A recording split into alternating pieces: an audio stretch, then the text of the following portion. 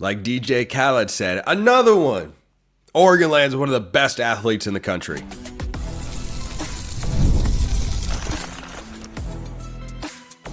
You are Locked On Ducks, your daily podcast on the Oregon Ducks. Part of the Locked On Podcast Network, your team every day. Yes, it is that time. Once again, for Locked On Ducks, I'm your host, Spencer McLaughlin, and thank you so much for making this your first listen or your first view every day, part of the Locked On Podcast Network, your team every day, and your number one source to stay up to date with the Ducks. We're so packed today. So unbelievably packed. Have we ever been this packed or this back on the recruiting trail? I don't know. Can Oregon land a top 5 class? It seems within reach, though I have my doubts. Coaching talk, wide receiver talk, all on today's show, which is brought to you by our friends at FanDuel. New customers right now can get $150 in bonus bets when your first $5 bet wins. So, Jalen Lott is an Oregon Duck. No other way to put it. Whether you watch his film, don't watch his film, read the recruiting ranking, read the scouting report, you're going to come to the same conclusion. This is one of the best athletes in the class of 2026, and he picks the Ducks over a pretty impressive other trio of schools, might I add. One thing that I've always looked at when setting my expectations for a recruit, there are a lot of different factors. Position he plays, how urgently Oregon needs him to progress to become a starting player in his career, what his profile is, what his highlights look like, scouting report, all that stuff. I look at who else was in the final group of schools going after him. And when you've got a Final Four, as Jalen Lott did, that includes Oregon, Texas, which is the state he's from, USC, and LSU, it raises the bar a little bit in my head, and I go, okay, this seems like he's that sort of guy. In the 24/7 composite ranking, he's a top 50 player in the country, number 5 athlete, top 10 player in the state of Texas. This is a great recruiting win for the Ducks, who have shown a propensity over the years to recruit any state in the country at any point in time for just about any position group. And for Oregon to go out and get this sort of win is a really good sign. Oregon hasn't won every single one of these battles this year. Brandon Arrington was a projected two-way player, is a 5-star projected two-way player from the state of California, went to Texas A&M. Well, Texas A&M wasn't a finalist here for Jalen Lott, but Oregon goes into the state of Texas and gets him to commit to the Ducks. So, great poll for Dan Lanning. Will Stein tweeted out a GIF where he was excited. I think it had Will Ferrell in it or something or other. But it's just, I like seeing that sort of energy. It's fun. It's good. Coaches in around it. Kids clearly like that sort of stuff. By the way, the recruiting concerns, I think we can put those to bed. Oregon's back inside the top 10, number 9 nationally in the 24/7 rankings.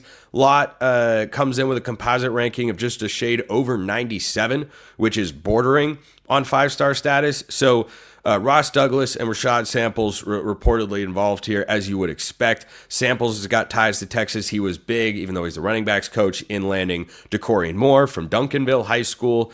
And for Oregon to be able to go and get a kid from Panther Creek in Frisco, Texas, pretty impressive poll there by the Ducks on the trail. So this is another great pickup for Ross Douglas, Oregon's new wide receiver coach, who's in his first full season at the role and has some pretty darn big shoes to fill, and Jalen Lott can really help do that. 6 foot, 176 pounds, probably going to play receiver. According to Gabe Brooks over at 24/7, if he were to play both ways, it would be a little bit more of a development, whereas immediately he has a better chance to make an impact at wide receiver. The interesting part of that, though, to keep an eye on here with Jalen Lott, is that going into next season, Oregon's wide receiver room, I mean, the running back room is good. The wide receiver room is stupidly stacked with young talent. Now, we don't know who's going to transfer out. Let's say, for instance, the only player not there from this year's room is Malik Benson because he's out of eligibility. I mean, let's presume for a moment that Evan Stewart comes back. I don't know how likely that is. It's definitely possible. And if he does, You also have to remember that Gatlin Bair's coming into the room next year. A 2024 five-star recruit serving a 2-year LDS mission. Next spring or fall will be his first time in an Oregon uniform. You've got DeCorian Moore. You've got Jeremiah McLaughlin, Jurion Dickey, former 5-star. Kyler Casper could be going into his final year of eligibility. And we'll see how much experience he's able to get this year on the field. So I wonder. I wonder about that when considering, I had somebody ask me, hey, does he project more as a receiver, defensive back? Will he really play both ways? Is he a Travis Hunter type? I'm hesitant to compare anybody to Travis Hunter. The frame for Lott compared to Hunter is similar, and he is listed as an athlete rather than just as a wide receiver. I think everybody pretty clearly sees a lot more as a wide receiver. Hunter, by the way, was 6'1", 165, and was also the number 1 overall player in the country, not just athlete or receiver. He was the number 1 overall prospect in the 2022 recruiting class. So I think you can compare guys stylistically and say that Lott's athleticism, which is immense, could certainly translate to either side of the ball. But then you go to that side and go, well, I don't know, where would he play immediately in the secondary? Who's he pushing out? The highlights that he's got on his film are at the outside cornerback position. Well, Oregon's got a bunch of those. Is he going to come in and just beat Naeem Offord out for playing time, or Ife Obadegwu, or Jalil Florence if he comes back? I don't know, a lot of options. This is a good problem for Oregon to have, by the way, that I could look at a guy like this and say, I don't know where he can make an early impact because there's so much talent. Is he as talented as any of them? Pretty much, yeah. His athleticism is crazy. The straight line speed, I think, is where he really, really shines. And he's not a super big guy. He does remind me a little of Evan Stewart, body frame wise. He looks like him a bit on tape. They run a little bit differently, and I think Stewart is a more complete route runner. But Lott is a guy who shows the ability to take the top off of defense. He's got awesome ball skills, and he can make plays around the line of scrimmage as well. You get him the ball in space. He's the sort of guy who you could give the ball to on a pop pass, screen, bubble, anything like that that's within 2 yards of the line of scrimmage or so. He's going to excel in that sort of role and also be a burner that can go over the top. I'll get Brian's thoughts on Jalen Lott and his film tomorrow on the show, along with everybody else Oregon's been getting recently. We'll get plenty of Brian tomorrow on the show, I promise. The one thing that I felt like wasn't showing up a lot on some of his highlight reels were intermediate routes. He's got a couple, but mostly maybe it's because that's how he just wanted to package the highlights and that's the most exciting and whatnot. But it's a lot of deep shots and it's a lot of him catching the ball, making guys miss, and then showing the straight line speed. You give this guy a crease, he's gone. He is absolutely gone. Kind of a Devin Allen type. Devin Allen, but more refined at wide receiver is what I see here with Jalen Lott.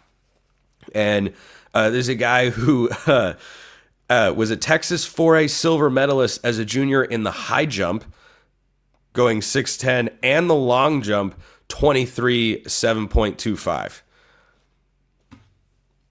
Yeah, athlete is the correct term. I think he's more receiver, but maybe Oregon wants to develop him, have him go both ways, Charles Nelson style. I don't know. We will see. But recruiting-wise, this is a great pickup for the Ducks. Puts them back inside the top 10. You don't necessarily forget about Viliami Moala decommitting from the Ducks and whatever happened with that situation. I talked about that on yesterday's show.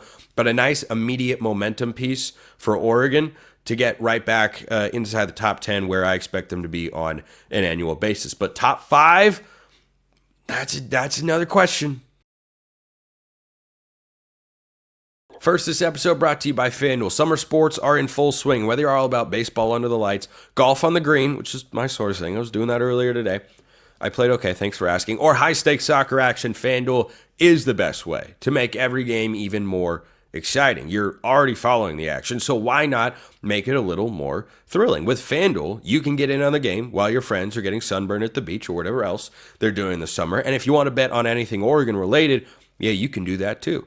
You can bet on their win total. You can bet on their conference title odds, national title odds, DeCorian Moore, 20-1 Heisman odds. Hey, why not? Maybe Oregon will force feed the guy. I tell you what, the buzz in Eugene, the level of obnoxious behavior from me in the best way on this show would be outsized and insufferable to some if DeCorian Moore is a Heisman finalist this year. If you want to bet on that, go check out our friends at FanDuel. If you're new to FanDuel, new customers can bet just $5 and get $150 if your first bet wins in bonus bets. Open the FanDuel app today or visit FanDuel.com to get started.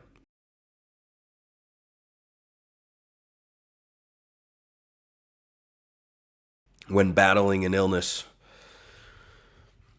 second segment sips feel even more important. So, mailbag time.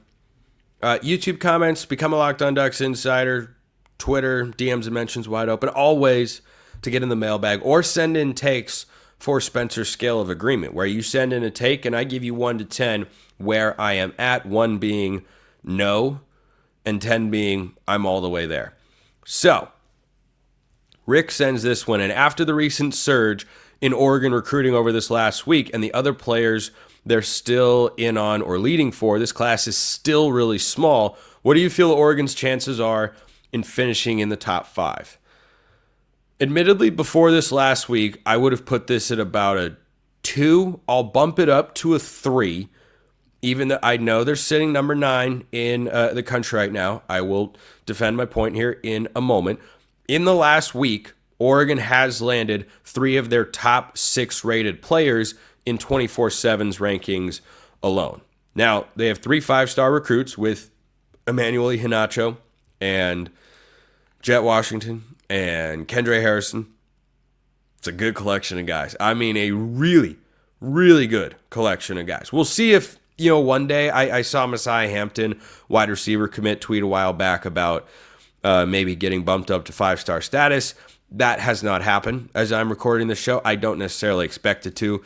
He's a really talented player that I'm glad Oregon's got in the fold either way. And boy, him and Jalen Lott, those guys complement each other really, really well. Because Hampton, I think, does do a lot of the intermediate stuff at a really, really high level. And then you put Gatlin Bear in the fold, who can kind of do everything. Future of that receiver room looking really, really good. So, back to the top 5 question. The reason I have this as a 3 is not because I don't think Oregon's going to get more players, because I think they will. They're sitting at 14 hard commits, so the class is indeed still small. However, what you have to remember is that just because Oregon's class is small does not mean that other schools' classes are going to fail to grow. Alabama's landed 2 5-stars and a 4-star in the last 10 days' time. They landed Jire Edwards, apologies if I don't know that first name exactly, who popped up on Oregon's radar at one point in time in the recruiting world, and he wound up at Alabama. Xavier Griffin, one-time USC commit, he went to Alabama. Bama's done very, very well, and they are currently the number 5 class in the country with just 19 commits. If you look at the top 5 classes, according to 24/7, which is where I've just always been partial to with the rankings, I know everybody's got their own metrics on 3 and Rivals and ESPN and such. USC is number 1 with 31 commits. Georgia's number 2 with 27. Texas A&M is number 3 with 24. Notre Dame is number 4 with 25. They've been on a recruiting heater in the last month's time. And then Alabama is number 5 at 19 commits at the moment. So Oregon does have an incredibly high average recruit ranking. However, you have to get really highly rated players, and you have to have some volume if you're going to pull a top 5 class. And I know Oregon did last year wind up in the top 5, number 5, as a matter of fact. But that was really a top 10 class that got bumped up because of Jaren Kiave Sangopolatele, who committed to Oregon. Nobody knew Viliami Moala was going to decommit from the Ducks, as I talked about on my show yesterday. Probably even fewer people expected JKS to pick the Ducks. He showed up for like 2 practices and then went to Cal, which is always where he was meant to be. So I know, technically speaking, it was a top 5 class last year. It was really a top 10 class, which is still great. I'm not trying to say, oh, it wasn't actually that good of a class. No. It was still really good. But was it actually top 5? Not like 2024 the 2024 class was.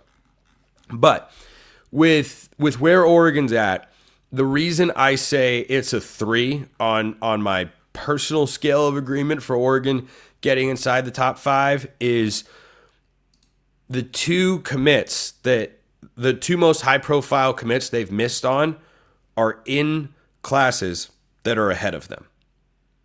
So not only do you not have that in your class, you now have to overcome or match that ranking. You see where I'm getting at here? Like between USC, Georgia, Texas A&M, Notre Dame, and Alabama. By the way, don't forget, Miami is just 1 slot ahead of Oregon with Jackson Cantwell involved in course at number 8. Michigan's number 7. Ohio State is number 6. You'd have to go on quite the recruiting heater in the next month. Now, we've seen it for the past week. That would pretty much have to sustain. You would need to run, I think, and I have not done the exact math in my head or such, but this is also not my first rodeo in this regard. Oregon would need probably 2 more runs like they have had in the last week. They'd need at least 1, probably 1.5 to 2 in order to go up and pass all of those schools. If they had any, frankly, of Ryder Lyons, Jackson Cantwell, or Jared Curtis in the fold, my confidence would be over a 5. And 5 on Spencer's scale of agreement is right down the middle. I think it's just as likely to happen as not happen. But I think it's more likely Oregon doesn't wind up getting inside the top 5, just because I know there are a couple of other big names out there. Jalen Lott was one of the biggest ones. Emmanuel Iheanacho was one of the biggest ones. Jet Washington was one of the biggest ones. Like those were among the top targets. Now Tyler Atkinson, I believe, is still out there, and he'd be someone who, if Oregon were able to get, then he doesn't have a commitment date according to 24/7, but that's a 5-star linebacker who Oregon's going to be a finalist for. Top linebacker in the country in the 24/7 composite rating, top 10 overall player nationally. If Oregon goes and gets him, all right, the Spencer scale of agreement for a top 5 would probably shift, because adding Atkinson to this class would likely put Oregon into the top 5 right away. However, I fully expect him to go to Georgia, not just because he has a crystal ball there, but because he is from the state of Georgia. And Kirby Smart, it turns out, can still really recruit. The guy is still really good. I know he hasn't won a national championship in like 3 years coming into this season, or the last 2 years he hasn't won it. Turns out he's still good. So I'm at a 3 on Oregon getting into the top 5. I think they could move up in the top 10, maybe wind up at 7 or 6. But the other classes, just because they're bigger than Oregon right now, than Oregon's in 2026, that does not mean that they are going to just stagnate. Like between now and December, are USC, Georgia, Texas A&M, Notre Dame, Bama, Ohio State, Michigan, Miami. Those are the 8 schools currently ranked ahead of the Ducks in the rankings. Are they just going to pick up 1 or 2 players each between now and then? My guess is probably not. So would it be awesome? Yeah, of course. I'm always a fan of stacking more talent at every position, at every opportunity that you get. But Alabama's recruiting well. USC's floor with the volume of players they've got is inside a top 5 class. Really, there are only 4 spots available. If Atkinson lands Georgia, I think they'll be locked into a top 5 class. And then you're battling for 3 spots with Texas A&M, Notre Dame, Bama, Ohio State, Michigan, Miami. So unless they were to magically flip Jackson Cantwell, not expected, or Alabama were to lose a couple players, I think you wouldn't just need Oregon to do well. It's a lot easier for one player to jump you from number 15 to number 9, as happened with Jalen Lott here, than it is to jump from number 9 to number 6. Because now you're going up against other classes that have a bunch of players like Jalen Lott. Ohio State has got a pair of modern-day receivers in Chris Henry Jr. and Caden Dixon-Wyatt. Okay, those are two incredibly highly rated guys. Henry in particular, who is one of the top receivers in the country in this class. Like, when you have those guys already in the fold, it gets more difficult to go past them. You would need a couple of high-profile decommitments. Not a ton, but you'd probably need a couple in my estimation. But maybe I'll ask that again to Brian tomorrow. He knows his stuff even better than I do. Brian is always great, and Brian will be here, as I have promised. And I have also, not promised, but stated that one coach won't be with Oregon for long.